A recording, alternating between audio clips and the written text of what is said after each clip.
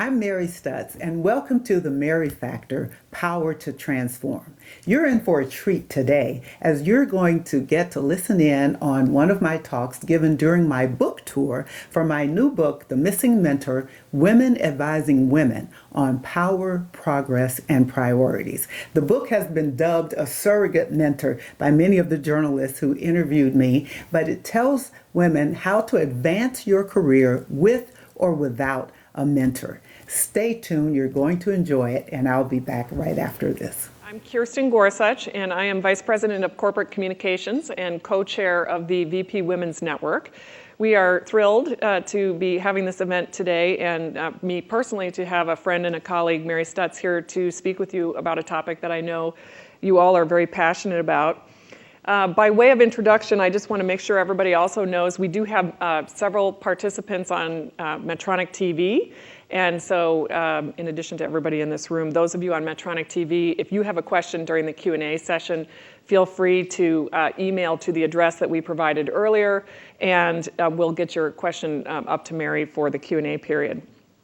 So by means of introduction, Mary Stutz has worked in healthcare communications for more than 25 years. Mary has had a long and distinguished career in communications at other healthcare companies, included United Health Group here in the Twin Cities, Genentech, Bayer, and Kaiser Permanente.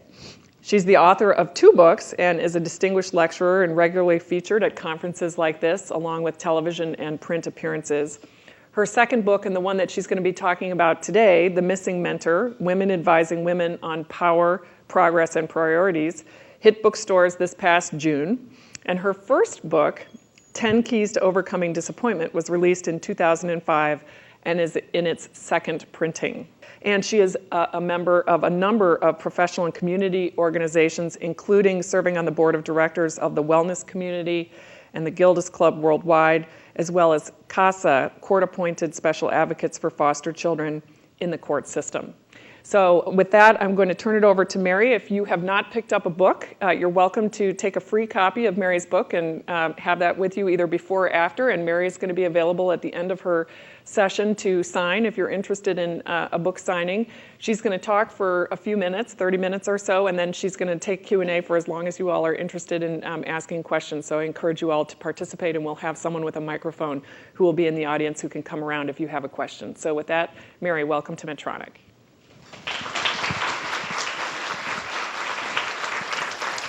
Thank you, Kirsten, and thank you to everybody who came out today to hear me speak. I'm so excited to talk to you guys about the book and about the topic of mentoring. It's interesting because I did not originally set out to be an advocate for mentors for women.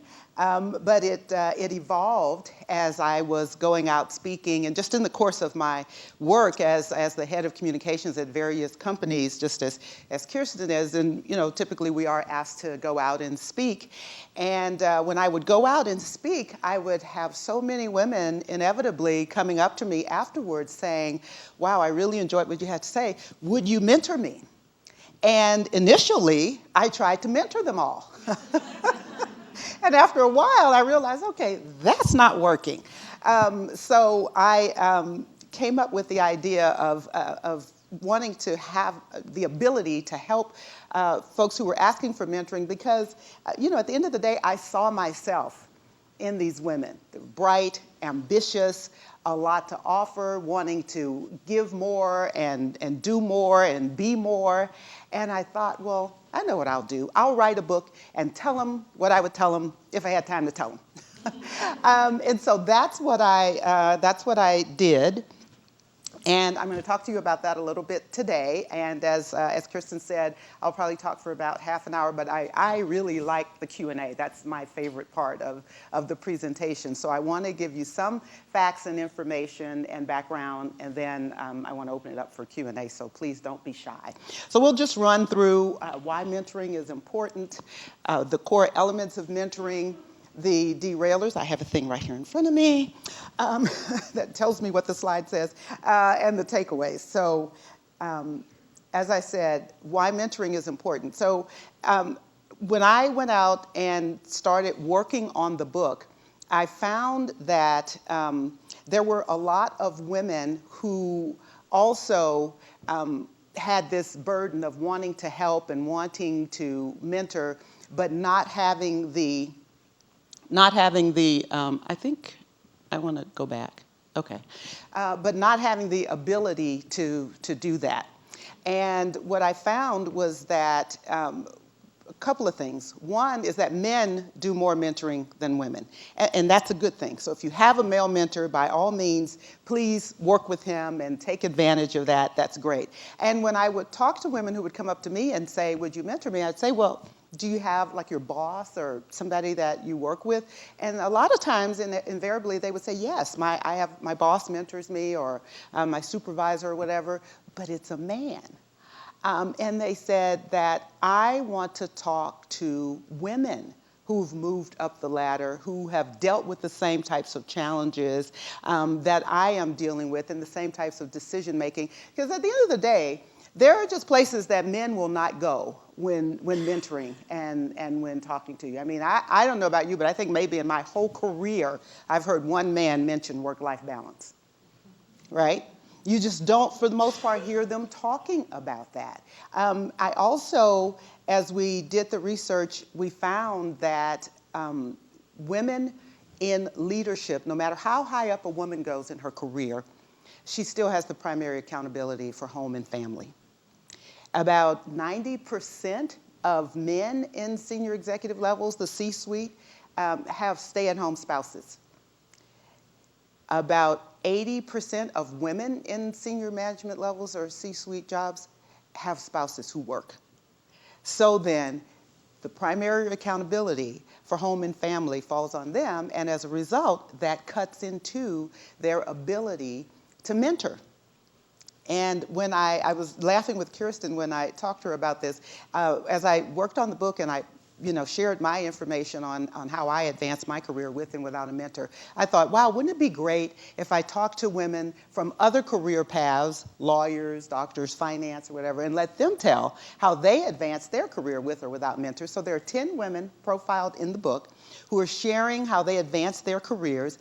And it's so amazing because these are women in very senior level roles, and everyone that I approached was just like, yes, that is so true. I would love to mentor, but I don't have time to do it. And here's all the stuff I would say, and it was like, blah, like here's everything. So I'm just typing as fast as I can and trying to get it all down.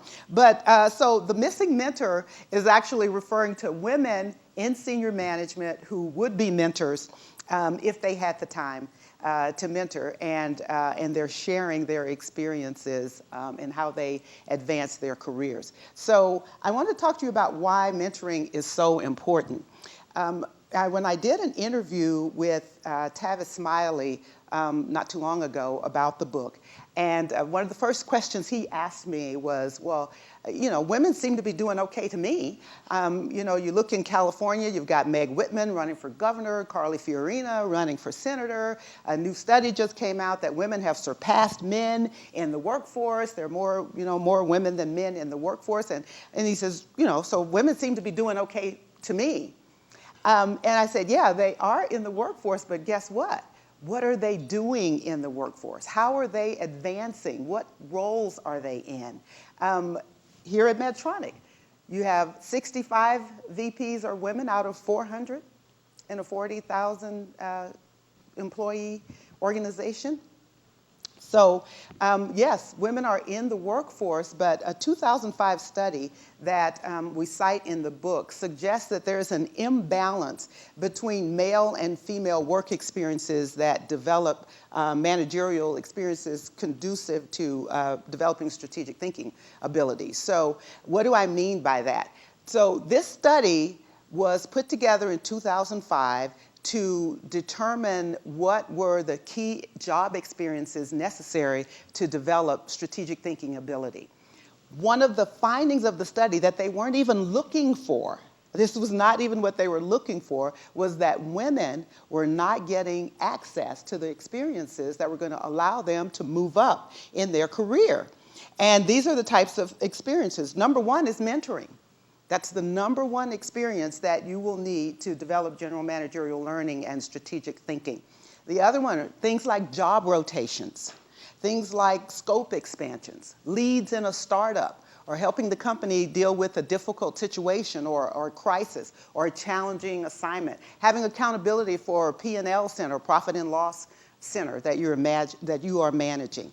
These are the types of experiences that are necessary if you want to move up the career ladder, and not enough women are getting access to these experiences. Now, you think about as far as wanting to get mentoring from a woman. Again, if you look at the most recent data, what is it, 67%, I believe, of college graduates now in the US are women.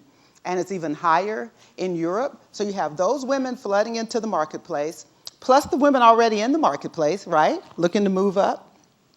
And then you have this small amount of women at the top in leadership positions, and you do the math. They can't do it. There's no way that they can mentor all of the women who are flooding the marketplace. So then we have to be creative in how we get access to the information and the experiences that we need. Number one thing, just before we go any further, when you look at this list and you may be overwhelmed by it, one of the primary reasons why women don't get access to these types of experiences, what do you think it is? They don't ask. Hello. That is the primary reason why they don't get it. They don't even ask. Unfortunately, women have the perception. One of the women I interviewed in the book was Eunice Azani with Korn Ferry. She was like the Uber executive recruiter, and she just retired and started her own family-run recruiting business. But she has recruited for major Fortune 500 companies all over the world, and she talked about the differences, how women don't negotiate. Women think if I just show up at work every day, put my head down and do a good job, somebody will notice and promote me. And guess what? That's not going to happen. That is so rare that happens. But so there are a lot of reasons why we're not getting these experiences. It's not always, there's no Uber conspiracy of men against women. Sorry if you thought I was going to tell you that, because there isn't. A lot of it is that we have to take charge and take control of our own career path and our own planning. But just to give you some facts about mentoring, we did a survey. In addition to the results from that 2005 survey, we thought, well, we're getting all this anecdotal data, but let's do a survey and find out how close to on track we are. So we did a survey on LinkedIn, and 93% of the women surveyed think that having a mentor is important to her career success. Now that's good because, like we said, mentoring is number one to your developing the experiences that you need to move ahead. 83% think having a female mentor is important to her career success. 67% of the women surveyed have no strong female mentor. 76% said that they don't have time to fully devote themselves to being a career mentor. And then 62% say that they've never participated in a formal mentoring program. So let me just give you a little bit, again, perception about the formal mentoring program. Most companies where I've worked typically will have a formal mentoring program, but you're talking 10 or 12, depending on how big the company is, maybe 20 people per year going through that program, men and women. So again, you do the math. As far as the possibility of your getting into a formal mentoring program, it's not that strong. But again, this is about you taking control of your career. So in the book, we lay out the core elements of mentoring that I have found over the course of my career to be very important in helping you to grow and develop and advance your career. So the first thing is building confidence. So now I know that you hear people talk about confidence and you hear the importance of being a confident person, but let me just talk to you a little bit about what that means. When I talk about confidence, I'm talking about controlling how you show up, being present in the moment. I worked with, it's being familiar with your materials. I worked with an executive at one company where the financial community had some real problems with her, and we were getting feedback. And this is crucial because this was a C-suite person, chief somebody. And they said, well, she's a talking head. And so what does that mean? It's like, well, we did this much revenue, and we did da-da-da-da-da. And it's like, we're putting on a little show, and women are such people pleasers. There was no authority. It undermined, and this is a very talented, skilled person, so I'm not talking about someone who was not qualified for their job. I'm talking about your presence, how you show up in a room. It's how you speak. It's how familiar you are with your material. It's being confident enough to say, I don't know the answer, but here's what I do know. So how you show up is very important. And I have a very funny anecdote in the book about when I did my first leadership class at Stanford University, and the professor had me, he invited people to come up who were participating in the class. And these were executives from Silicon Valley, from biotech, from all these places. And he invited everybody to come up and say why they were in this leadership class. And, and so the first couple people came up and talked about why they did. And I thought, oh, this is not that hard. I'll come up and do it. This was some years ago. And so I came up, and I gave my little spiel about, I took the class because I felt like I wanted to advance my career and that I wasn't getting all the opportunities that I wanted at Kaiser, and I wanted to move into this new career path and all that. And, and so I thought, okay, I did my little thing. I'm good. And then he says, okay, stay there. And then he says, okay, so Mary, when you grew up, did you give a lot of speeches and, say little poems and stuff like that? And I'm like, yeah. And he says, yeah, and you did little pirouettes and did it, and I'm like, no, he is not embarrassing me in front of all of these people. It's like, where is a good earthquake when you need one? I just wanted to just sink into the floor. And he says, that's the people-pleasing Mary. And you're not going to get anywhere in your career trying to please everybody. He says, now, I want you to do it again. You feel like your parents cleaned the bathroom again. You didn't clean it. Do it again. And this time, I want you to be the real, authentic Mary, the one that you're afraid to let out because you think people won't like her. And so after that humiliation, I did it again. And this time, I did it with the conviction. I did it with the take it or leave it. This is how I feel. You can take it or leave it. It's okay. I won't be upset if you leave it. But here it is. Take it or leave it. And that was the first thing I learned about being a leader, that being a leader is not, these 10 things that you do to be a leader. Being a leader is a way of being. It is how you present yourself. It's how you carry yourself. It's how you deliver information. It's how you show up in a room. And so for us, for women, that's very crucial. We make a lot of mistakes when we show up in how we show up in the room. Catherine Arnold was interviewed in the book. She's one of the senior analysts at Credit Suisse who is about to deliver, if she has not just delivered, triplets. But she talked about in the financial community how terrifying it was for her as a woman, because Wall Street is very dominated by men, and the things that she would see women doing as far as the mistakes, like if you're sitting in the room, a table, with speakers, and the speaker's standing there, and starting to cough or something, the woman will get up and go get some water to give to the speaker. We're natural nurturers, while the men sit there firmly in their seats. They won't move. They don't care. Kid could choke to death. No, I'm sorry. I'm sorry. Sorry. But the point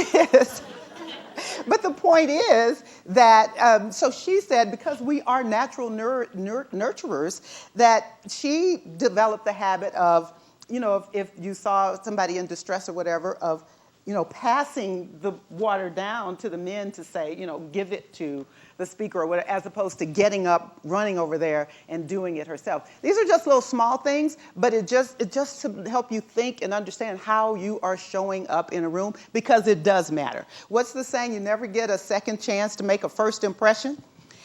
So we need to think about these things, but understand who you are, what you value, what you contribute. Always be in command of your material. These are things to help you. Focus on what you know. Don't worry about what you don't know, because you really do know a lot to get to where you've gotten. So focus on what you know. Speak with conviction, with no barriers between you and your audience. You don't have to hide. Now, I have notes over here, but I don't typically like to have much between me and my audience, because all of that adds to your credibility, that you know what you're talking about and you're confident in your material. You need to have a trusted third party to bounce things off of.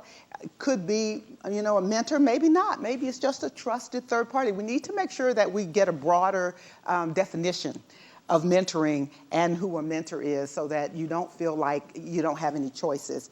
And the most important thing that I like to talk about is creating a plan and asking for opportunities. Now, a couple of things. Why is it so important for you to be confident? This is something I learned a little bit later in my career, but it was very valuable. Leaders of most companies are terrified. They are terrified. That C-suite of folks, they are terrified. If you go ask them what keeps you up at night, there's not one of them that won't have a list of things that keeps them up at night. They are terrified. They have billions of dollars of revenue that they are accountable for, businesses that they have to grow, thousands of employees whose livelihood and jobs depends on them making the right business decisions and keeping that company moving forward. So they are terrified. They are looking for people to help them. I'm sorry, they don't come to work every day to figure out how to help you. They are looking for people who can come in and help them make this company be successful. And they are looking for folks who are confident in what they know. So your confidence is going to be very important, because they need to know if they can trust you under fire when things get tough. Will you keep your head, or will you lose it, like our JetBlue airline attendant? So this is why confidence is so important. So please do not underestimate that, because people are looking for confident, capable, competent people that they can advance in the company, who are going to help them run the business. You need to prioritize your work-life choices. Now, this is something that I also, if you will notice, I don't think we should use the term work-life balance, because there's no such thing. It's work-life choices. You have to choose. Your company, your boss, your spouse, well, maybe your spouse, but your company and your boss are not responsible for your work-life balance. You are responsible for that. It's the choices that you make. And we need to understand. And what I like to say to women is that you can have it all, just not at the same time. You're going to have to make some choices. And there are things, I say to women that are newly entering the workforce, you need to develop a plan. You need to understand your company, your business that you've chosen, and get some understanding with that, and get a plan for where you want to go, in the next 3, 5, 10 years. If you're mid-level in your career already, you need to start taking some risks. It's time for you to start trying something that, you might fail.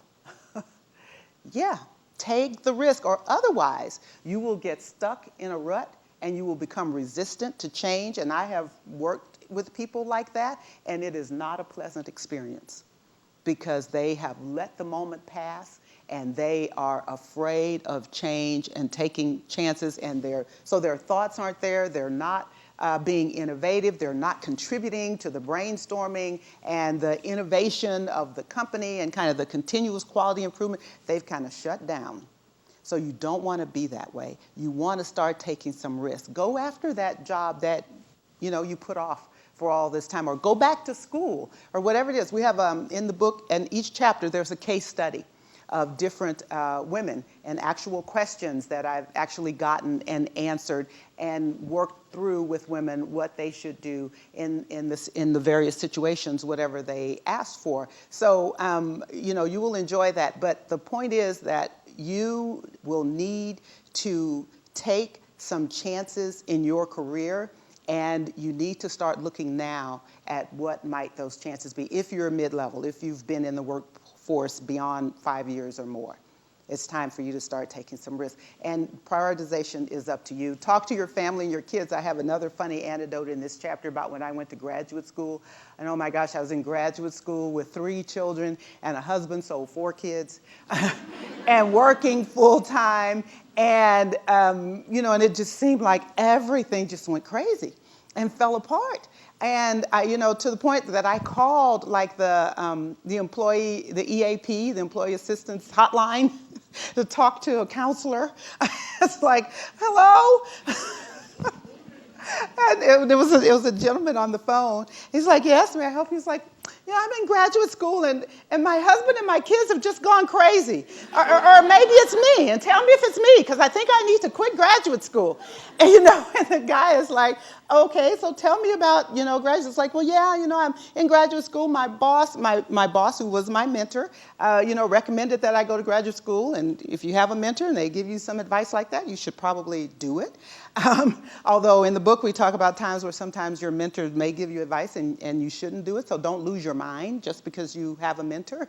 But keep thinking. But anyway, and I'm like, so I'm in graduate school, and I said, but my husband, he says, yeah. So what are you studying? Well, I'm getting my master's degree in health administration. But my husband and my kids, well, how long have you been doing it? Well, a year and a half. And how much longer do you have? Well, just 6 more months. But my husband and my kids, well, so you're almost there. I mean, he never let me talk about my husband and my kids.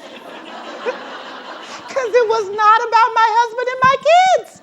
It was about me. I had made these choices, and I was making progress with my goals. I was on track. And this is something that I was about to let get me off focus. I was on track, and I don't even remember everything today. I don't even remember what it was. But then it was the end of the world. So you have to have a plan, and you got to stick to your plan. You've got to stick to it. Building and nurturing relationships. So this is very important. I don't like to use the term networking, because to me it just sounds so exploitive. Like, meet people so they can help you get a job. I mean, that's what it sounds like, as opposed to, building and developing relationships. Well, we're out of time today, but we will continue with part 2 next week. I hope you enjoyed The Mary Factor, Power to Transform today. What you heard was my book tour speech to vice presidents at Medtronic. And on next week, you'll hear the Q&A, where the women get to ask me specific questions about how to advance their career with or without a mentor. I want you to know that the purpose of the Mary Factor, the Power to Transform, is to help you transform not only your career, but your personal life, your spiritual life, and help you become more powerful and a greater contributor. So join us next week as we continue with part 2.